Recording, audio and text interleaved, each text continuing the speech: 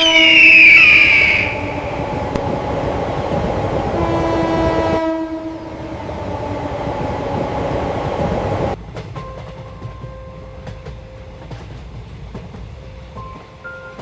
रे श्याम, हम तो हर दिन नई नई जगह पर जा रहे हैं, लेकिन हमारी चूड़ियां तो ढंग से बिक ही नहीं रही हैं रे। हाँ वही तो, असल में अब वो ऑनलाइन सब चालू हो गया है ना, उसी में सब खरीद रहे हैं। हमारी हाथ से बनी चूड़ियां कोई लेना ही नहीं चाहता। मशीन से बनाई हुई चूड़ियां और हमारी हाथों से बनाई हुई चूड़ियां कभी एक जैसी नहीं हो सकती। जो चूड़ियां पहचानते हैं वो बस हमसे ही खरीदते हैं। लेकिन अब, और वैसे लोग कितने ही हैं, पिछले 3 दिन में एक भी चूड़ी नहीं बिकी। आज तो चंदनगढ़ जा रहा हूं, देखता हूं क्या होता है। घर में दाल चावल सब खत्म। बीवी तो बोली है आज दाल चावल ना लेकर गए तो सबको भूखा रहना होगा। मैं भी तो चंदनगढ़ के अगले स्टेशन रूपनगर जा रहा हूं, देखते हैं क्या होता है। मेरी भी तेरी तरह ही हालत है, लेकिन वो जो ऊपर वाला है ना, उन्होंने ही पेट दिए हैं, वही ठीक बंदोबस्त करेंगे। तू कभी भी आस नहीं छोड़ता बिरजू, ये बात तेरी बहुत अच्छी है। वो बात भूल गया, सांस है तो आस है। दोनों की बातें चलते चलते ट्रेन चंदनगढ़ स्टेशन पर आकर रुकती है। चंदनगढ़ आ गया है, मैं उतरता हूं। हाँ ठीक है, शाम 5 बजे के करीब मैं चंदनगढ़ स्टेशन चला आऊंगा, फिर एक साथ लौटेंगे। हाँ तू भी संभल कर जाना। बिरजू ट्रेन से उतर जाता है।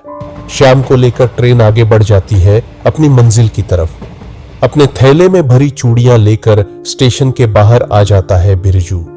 यही वो और उस जैसे जो घूम घूम कर चूड़ियां बेचते हैं, उनका हर दिन का नियम है नई नई जगहों पर जाकर चूड़ियां बेचना। उसकी बहुत इच्छा है कि एक चूड़ियों की दुकान खोलेगा, लेकिन उसके लिए बड़ा ऑर्डर चाहिए। सुबह से कुछ नहीं खाया, बहुत भूख लग रही है। जेब में थोड़े पैसे हैं, वो सामने वाली दुकान से थोड़ा कुछ खा लेता हूं, और यहां कहां जाने से चूड़ियां बिक सकती हैं वो भी अगर पता चल जाए। बिरजू आगे बढ़ता है दुकान की तरफ। दुकानदार पूरी सब्जी बना रहा था। दुकान में लोग ज्यादा नहीं हैं, थोड़ी देर बाद शायद लोग होंगे। भैया 1 प्लेट पूरी सब्जी दीजिए ना। हाँ दे रहा हूं, रुको। अच्छा भैया, यहां हाथों से बनी चूड़ियां कैसे बिकती हैं? दुकानदार बिरजू को एक अजीब सी नजर से देखकर बोलता है, ओह तो तुम चूड़ियां बेचने आए हो? यहाँ वो सब हाथों से बनी चूड़ियां नहीं चलती भाई, वापस चले जाओ। दुकानदार की बात सुनते ही बिरजू की सारी आशा पल भर में टूट जाती है। फिर भी जितना हो सके खुद को संभालने की कोशिश करता है। ठीक है, जब आ गया हूं कोशिश करता हूं, अगर कुछ होता है। कोशिश करके भी कुछ होगा नहीं, फिर भी देखोगे जब बोल रहे हो। देखो बिरजू समझ जाता है यहां जितना ज्यादा समय रहेगा उसका मनोबल उतना ही कमजोर होगा। गांव का रास्ता किस तरफ है बता सकते हैं? वो जो रास्ता चला गया है देख रहे हो ना, उधर से थोड़ी देर चलते ही चंदनगढ़ गांव शुरू हो जाएगा। अच्छा भैया, धन्यवाद। घर लौटते समय मुझे बताते जाना, ठीक है? कितनी चूड़ियां बिकी। बिरजू बढ़ने लगा गांव के रास्ते। चूड़ियां ले लो चूड़ियां, सुंदर सुंदर हाथों की बनी चूड़ियां, चूड़ियां ले लो चूड़ियां। 1-2 लोगों ने देखा जरूर, लेकिन किसी ने खरीदा नहीं। सुबह ढलकर दोपहर, फिर शाम भी ढलने लगी, लेकिन बिरजू की एक भी चूड़ी नहीं बिकी। सारा दिन इधर उधर भटकते भटकते बिरजू का शरीर बहुत थक चुका था। एक बरगद के पेड़ के नीचे बैठकर वो मन ही मन बोलने लगा, यह मेरी फूटी किस्मत, पूरा दिन एक भी चूड़ी नहीं बिकी। आज क्या मुंह लेकर घर लौटूंगा? बीवी बेटी मेरे इंतजार में बैठे हैं कि पापा पैसे और खाना लेकर आएगा, लेकिन मैं कितना निकम्मा बाप हूं। बिरजू खुद से ही यह सब बोल रहा था, तभी अचानक सामने से कोई बोल उठता है, नदी के उस पार सेठ के घर जाकर देख सकते हो। बिरजू अचानक यह आवाज सुनकर चौंक जाता है। देखता है आधे अंधेरे में खड़ा है एक बुजुर्ग आदमी। पहने हैं कीमती धोती कुर्ता और हाथ में लाठी। यह गांव का कोई साधारण आदमी नहीं है। यह समझने में बिरजू को कोई परेशानी नहीं होती। नदी के उस पार सेठ का घर है, वहां सेठ की बेटी की शादी है। एक बार जाओ, काम हो सकता है। ऐसा क्या?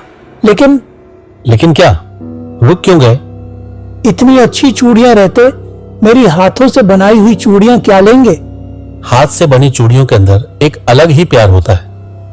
वाह, आप ये बात मानते हैं, ये देखकर बहुत अच्छा लगा। लेकिन आप हैं कौन? मैं तुम्हारा शुभचिंतक, यही सोच लो। बहुत बहुत शुक्रिया आपको। वो पता बता सकेंगे? वो जो रास्ता देख रहे हो, उस रास्ते से थोड़ा चलते ही नदी आएगी। नदी के पास ही श्मशान, वो पार करते ही सेठ का घर। पर वहां जाने से पहले मुझे एक बार स्टेशन जाना होगा। क्यों? मैंने अपने दोस्त से कहा था मैं शाम तक स्टेशन जाऊंगा। अब मुझे नहीं देखेगा तो इंतजार और चिंता दोनों करेगा, और उसे भी साथ ले जाऊंगा वहां। अभी फिर स्टेशन जाकर वहां से लौट के नदी पार करके सेठ के घर पहुंचने में तो बहुत देर हो जाएगी। और आसमान की तरफ ध्यान दिया है, मौसम ठीक नहीं है। बिरजू आसमान की तरफ देखता है। सच में काले बादल छाए हुए हैं, फिर भी वो स्टेशन जाने का ही सोचता है। वो अनजान आदमी कुछ समय बिरजू की तरफ देखकर बोलता है, तुम बहुत अच्छे इंसान हो। तुम्हारे मां बाप के आशीर्वाद से तुम कभी मुसीबत में नहीं पड़ोगे। बिरजू चला स्टेशन की तरफ। वहां जाकर देखता है श्याम स्टेशन पर ही खड़ा है। अरे बिरजू, कैसी बिकी तेरी चूड़ियां? मेरी तो आज बहुत अच्छी बिकी। मेरी एक भी नहीं बिकी रे, लेकिन एक आखिरी आस है। आखिरी आस मतलब? बिरजू इसके बाद अनजान आदमी की बात बताता है उसको। धत, कहां का कोई अनजान आदमी, उस पर विश्वास कर लिया। वो आदमी ने ऐसे बोला, पता नहीं क्यों बात टाल नहीं सका। एक बार जाकर देखता हूं, अगर यहां भी कुछ नहीं होता तो खाली हाथ ही लौटूंगा। तू भी चलना यार मेरे साथ। नहीं रे, मैं अभी तेरे साथ जा नहीं पाऊंगा। मेरी आज अच्छी कमाई हुई है, इसलिए पैसे भी हैं अच्छे। दाल चावल सब्जी और सोच रहा हूं थोड़ी मछली भी खरीद कर ले जाऊंगा। तू जाना चाहता है तो जा। बिरजू को अपने दोस्त की बात सुनकर बहुत हैरानी हुई। यह क्या उसका दोस्त श्याम है? जैसे ही पैसे मिले तो अपनी चिंता करने लगा। दोस्त और उसके परिवार के बाकी लोग क्या खाएंगे, एक बार भी नहीं सोचा। ट्रेन आ रही है बिरजू, जाएगा नहीं तू? नहीं यार, तू घर जा, मैं एक बार कोशिश करके देखता हूं। जा फिर। यह बोलकर श्याम ट्रेन में चढ़ जाता है। क्या दोस्त रुका नहीं ना? बिरजू देखता है वही धोती कुर्ता पहना हुआ आदमी। सच में हैरान करने वाली बात है, वो आदमी इतनी जल्दी कैसे आया? जरूर बिरजू के साथ ही था वो। और देर ना करके सेठ के घर जाओ और ये पैसे रख लो। बिरजू दोस्त की बात पर एक और शब्द भी ना बोलकर, पैसे? नदी पार करने में पैसे लगेंगे तो? और तुमने तो कहा तुम्हारी आज एक भी चूड़ी नहीं बिकी। लेकिन आप मुझे इतने सारे पैसे क्यों? बिरजू को पैसे देकर वो आदमी जैसे पल भर में कहीं गायब हो गया। नदी के पुल के पास जाकर देखता है एक राहगीर पैदल जाने की तैयारी में है। भैया, मुझे चंदनगढ़ पुल के उस पार छोड़ देंगे क्या? अब तो बहुत रात हो गई है। उस पार क्या सेठ के घर जाओगे पैदल चलकर? हाँ भैया, पैदल ही वहीं जाना है। ठीक समय पे आए हैं, और 5 मिनट देर होती तो मैं चला गया था, फिर अकेले चलना पड़ता। बिरजू फिर एक बार मन ही मन उस मदद करने वाले आदमी को धन्यवाद देता है। राहगीर साथ साथ चलना शुरू करता है। सेठ के घर में शादी है ना? हाँ, कुछ दिन में ही शादी है।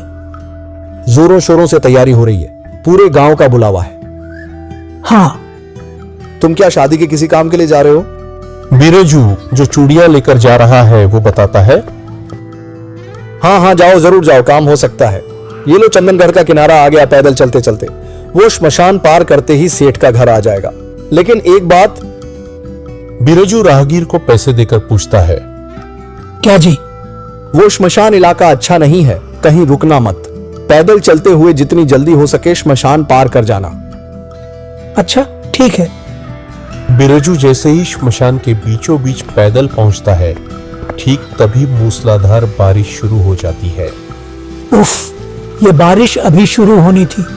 चूड़ियां अगर बारिश में भीग गईं तो दिक्कत हो जाएगी, रंग खराब हो जाएगा। बिरजू देखता है कुछ दूर ही टीन की छत वाली एक बैठने की जगह है। लगता है श्मशान यात्री आके थोड़ा विश्राम कर सकते हैं, इसीलिए बिरजू जल्दी से जाकर घुस जाता है वहां। बारिश के साथ तेज हवा चलने से थका हुआ बिरजू की आंख लग गई। कुछ समय बाद अचानक ठंडी सांस और एक बहुत ही ठंडा हाथ उसके कंधे पर पड़ता है। कौन है? यह बोलकर पीछे मुड़कर देखता है। अंधेरे में कोई खड़ा है, चेहरा दिखाई नहीं दे रहा, लेकिन हाथ की तरफ नजर पड़ते ही कांप उठता है वो। यह तो एक काला और पतला डरावना हाथ है। ठीक उसी समय बिजली चमकती है और उसी समय देखता है एक भयानक साया बिरजू को देखकर हंस रहा है। बिरजू और एक पल भी समय बर्बाद न करके भागना शुरू करता है। थोड़ा और आगे श्मशान खत्म, रुकना नहीं है, और थोड़ा दौड़कर बिल्कुल श्मशान के बाहर जाकर रुकता है वो। उफ, क्या बचाव हुआ, लेकिन मेरा चूड़ियों का थैला? ये लो तुम्हारा थैला। बिरजू अब सच में हैरान होता है। जब भी वो कहीं मुसीबत में होता है तभी ये आ रहे हैं। वो आत्मा जो उसे डरा रही थी वो थी चंदनगढ़ गांव के आदमी राकेश की आत्मा। सालों पहले इसी श्मशान के पास एक भयानक हादसे में मारा गया था। बचाने की कोशिश की थी पर बचा नहीं पाया। उसकी आत्मा आज भी वहीं पर है। रात को किसी को अकेला पाने पर डराता है। अब तो बताइए, आप कौन हैं? तो मैं कौन हूं जानना चाहते हो? वो देखो सेठ का घर, वहां जाओ। आशा करता हूं जान जाओगे। भला हो तुम्हारा। मैं चलता हूं। वो आदमी श्मशान की तरफ चले जाते हैं। बिरजू सेठ के घर जाकर चूड़ियां दिखाता है। सेठ धर्मदास जी चूड़ियां देखकर बोलते हैं, बहुत बढ़िया चूड़ियां, हम ऐसी चूड़ियां ही तो ढूंढ रहे थे। तुम एक हफ्ते के अंदर ऐसी 100 जोड़ी चूड़ियां दे पाओगे क्या? ये लो, शुरुआती 5,000 रुपए। बिरजू को कुछ बोलने के लिए शब्द ही नहीं मिल रहे थे। इतने पैसे उसने जिंदगी में पहले एक साथ कभी नहीं देखे थे। अचानक दीवार पर उसकी नजर पड़ती है, एक तस्वीर पर। यह तो वही आदमी है जो बाहर मेरी मदद कर रहा था। ये कौन है? ये मेरे परदादा ठाकुर प्रताप सिंह जी हैं। बहुत दयालु इंसान थे। इन्होंने जीते जी किसी को कोई मुसीबत में कभी खाली हाथ नहीं लौटाया। बिरजू की दोनों आंखों से आंसू बहने लगे। इन्होंने मरने के बाद भी लोगों का साथ नहीं छोड़ा। इसका सबसे बड़ा प्रमाण तो वह खुद है।